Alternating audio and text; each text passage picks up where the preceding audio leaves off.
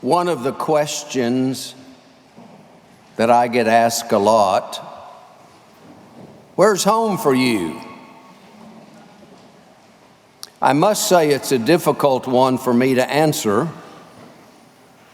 Diane and I have lived in 15 different towns and cities since we've been married. We've lived at 22 different addresses. I've worked with 13 churches, 9 of them churches in an interim capacity. It's obvious to me that we wear out our welcome quickly, and I can't keep a job. So to ask that question of Diane and me does not elicit an easy answer. In fact, we live where we live in Clemson, South Carolina, longer than we've ever lived at any address. Lived there since April the 12th, 2018. Where's home for you?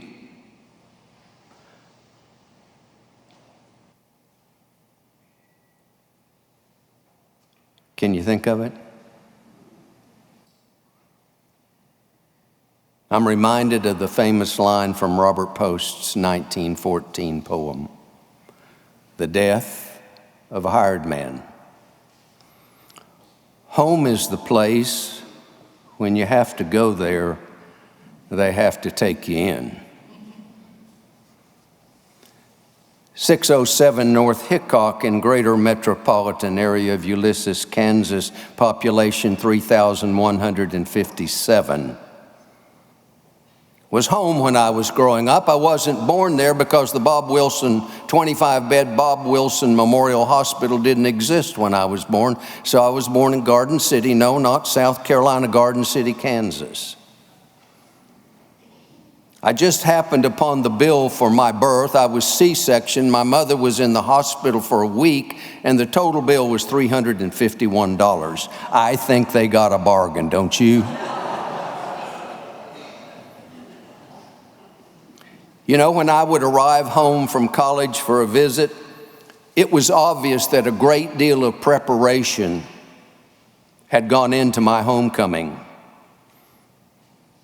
The house was clean. There was a warm chocolate meringue pie on the counter in the kitchen. It was obvious that my mother had stayed up far too late, getting things just right because her son was coming home.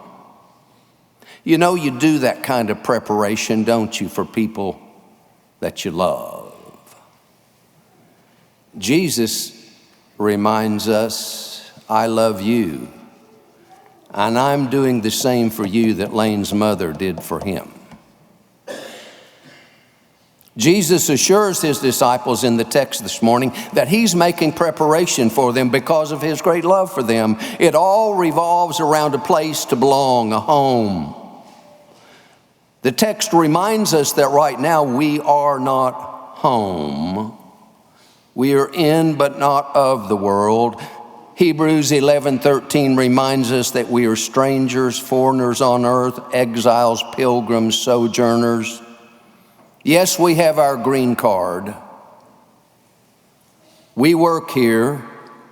And Jeremiah chapter 29 reminds us, but seek the welfare of the city where I have sent you, and pray to the Lord on its behalf, for in its welfare you will find your welfare.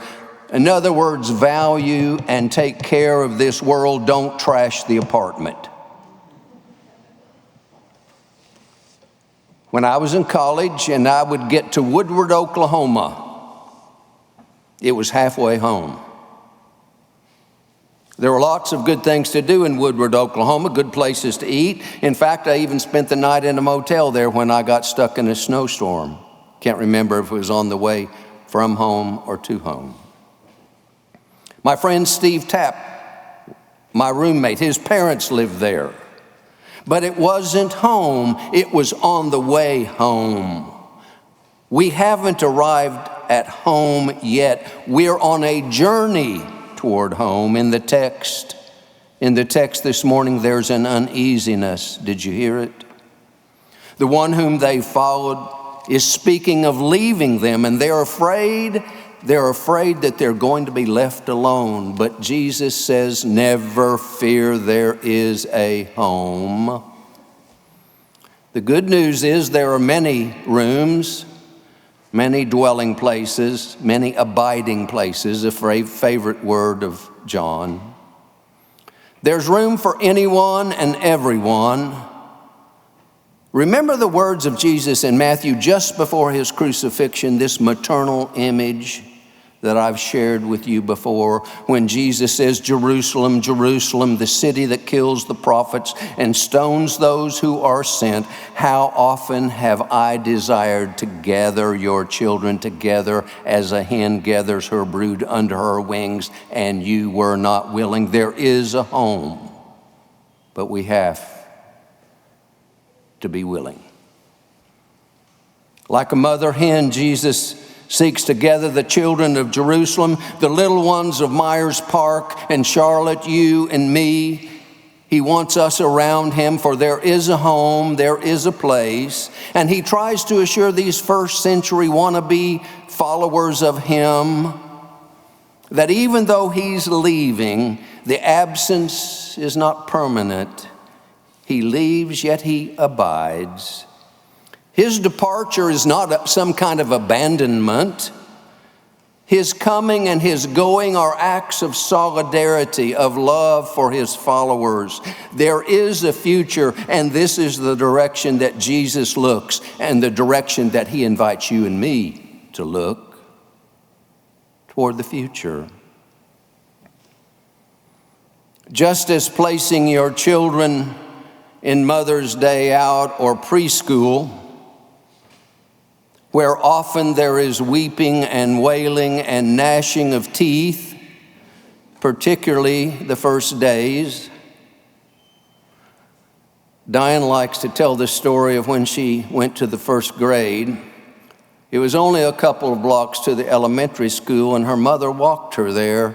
They both cried all the way to first grade. And finally, both of them were called to the principal's office, and this has got to stop.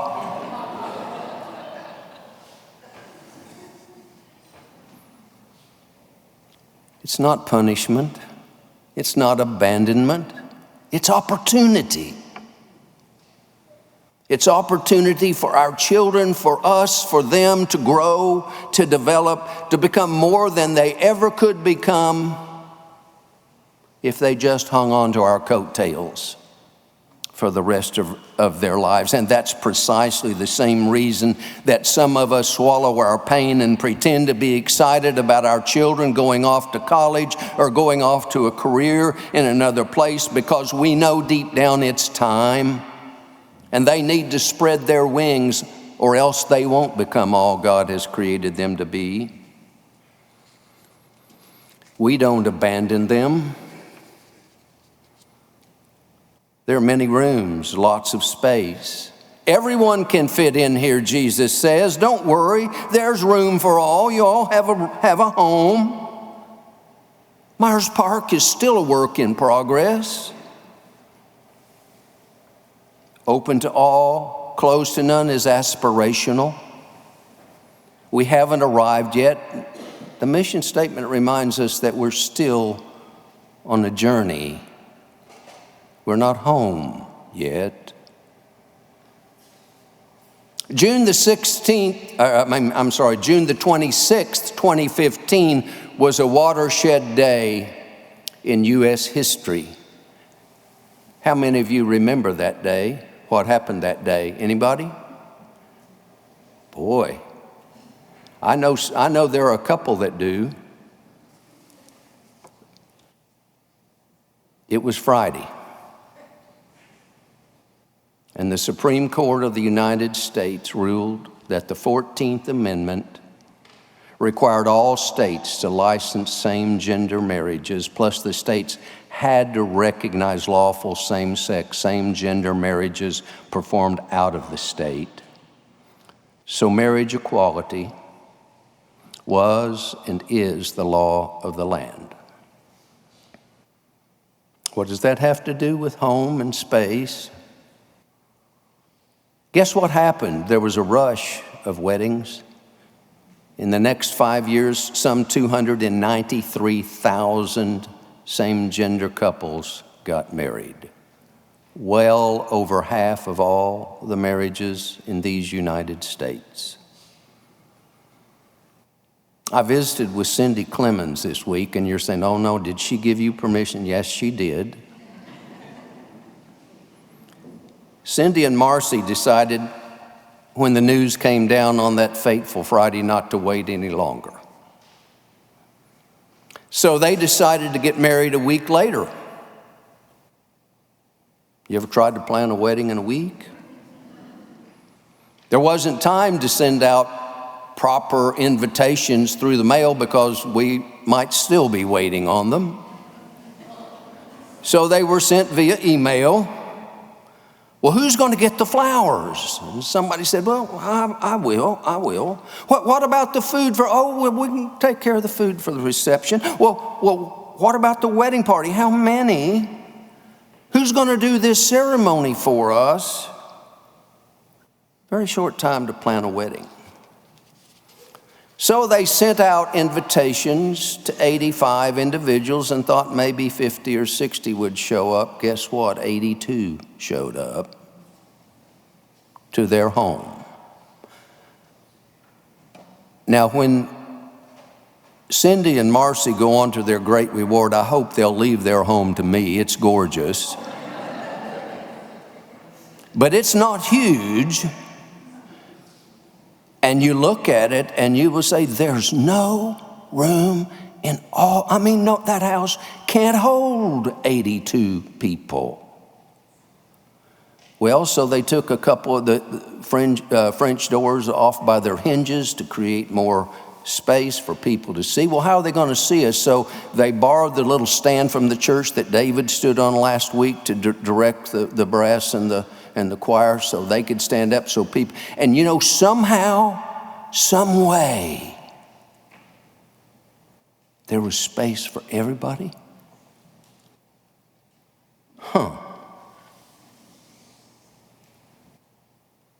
Churches are that way, There's room for everybody. But there's also anxiety, particularly with churches in transition, right? Are we going to find a senior minister that we can love? We're going to find a senior minister that loves us and that cares about us. Are we going to find a senior minister that can provide the kind of leadership as God's people that we need to help us move forward to take the next step? Anxiety? Yeah. To plan a wedding in a week, lots of anxiety, lots of work. To call a senior minister, lots of work, lots of anxiety. That's to be expected. Jesus says there's a place for you. That's the good news. You see, the church is not a fraternity or a sorority that says, okay, you can come in, but you can't. It's not one that excludes. It's an inclusive fellowship that welcomes with open arms. Or let me tell you something.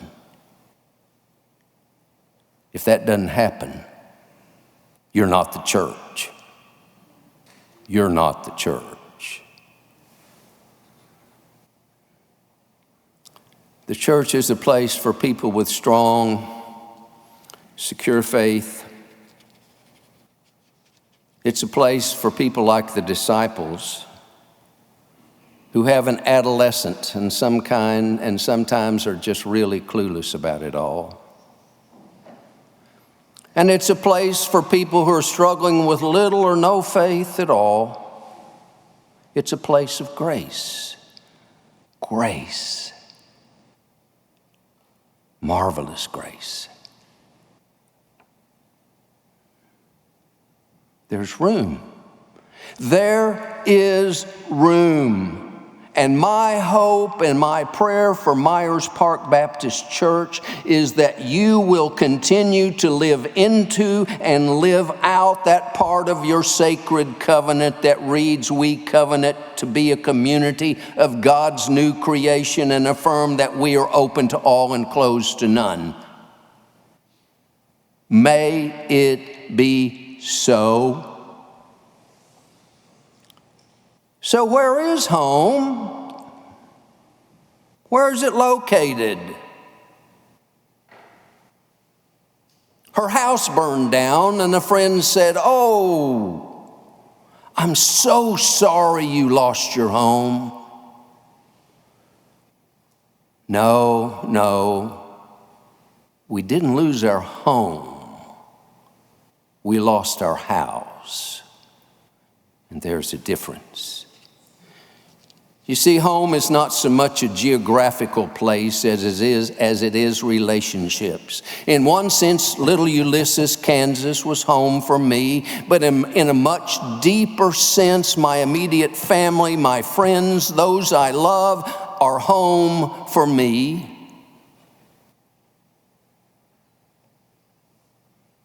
For Diane and me, you have been home. You are home, and we will treasure that. The place prepared for the community of faith mentioned in verses 1 through 4 is not a geographical place, but a relationship. Our relationship with God, with each other, with our world. That's the place prepared for us. And you know, Jesus seems to have a hard time, doesn't it, getting it through the hard heads of his disciples? Well, Philip says, "No, we don't know." And Jesus says, "Philip, have I been with you this long and you don't know? Have you not listened to me? Have you not seen what I've done? For those of you who are spiritually challenged," Jesus says, "I offer both my words and my works." See, as a good teacher, Jesus presents the material in more than one way. As we know, some learn by reading, some by hearing, some by other means. And Jesus says, "I am both the journey and the destination. You need look no farther." Your search stops right here. I think Maya Angelou said it well about what we call home in one of her poems. "Lying last night thinking how to find my soul a home where water is not thirsty and bread is not stone, I came up with one thing, and I don't believe I'm wrong, that nobody, I mean nobody, can make it alone." She's absolutely right. Home is relationship, beginning with the risen Christ and spreading to the world around us. As we embody the presence and love of Christ to those around us, because nobody, I mean nobody, can make it alone. This home, this community of faith, is a place where we do not face the world or the future alone. Let me ask you, are you making a home for others here? Or is it really, now you might want to raise your toes up because I may be stepping on them. Or is it for those who, well, they kind of look like me?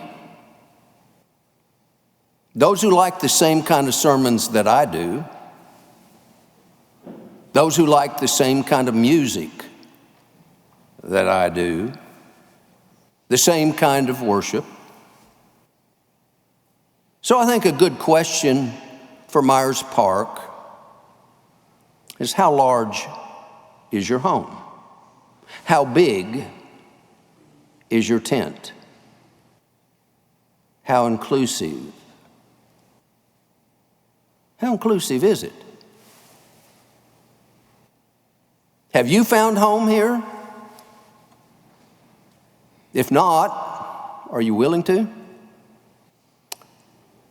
And perhaps, just perhaps more importantly, how are you creating this place as a home for the spiritually homeless? How are you?